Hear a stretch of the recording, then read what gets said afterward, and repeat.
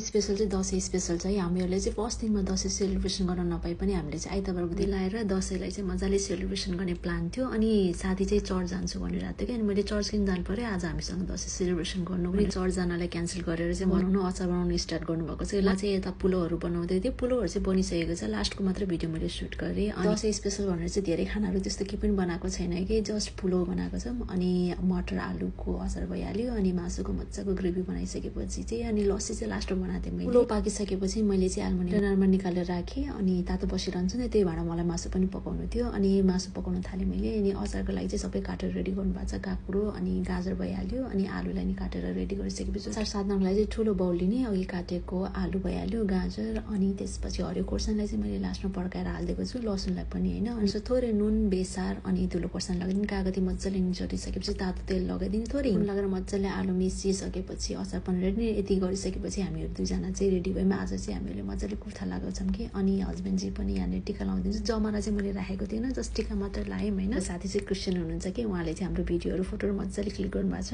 अनि video photo सबै भइसकेपछि लास्टमा भन्ने बेला चाहिँ हामी सबै खाना चाहिँ भित्र लगेर गयौँ। साथीले चाहिँ मजाले लस्सी लगाउनु भयो ग्लासमा, अनि पुलोहरू लगायौँ, अनि अचारहरू पनि थोरै सलाद पनि लिएको छौँ, अनि मासु पनि लगाइसकेपछि आजको हाम्रो पनि रेडी भयो। अनि मजाले खानालाई इन्जोय गऱ्यौँ कि होइन। अनि यसपालिको दसैँ चाहिँ लेट भए पनि हामीहरू चाहिँ मजाले सेलिब्रेसन गऱ्यौँ, 3जना भए पनि। अनि लास्टमा चाहिँ छोटो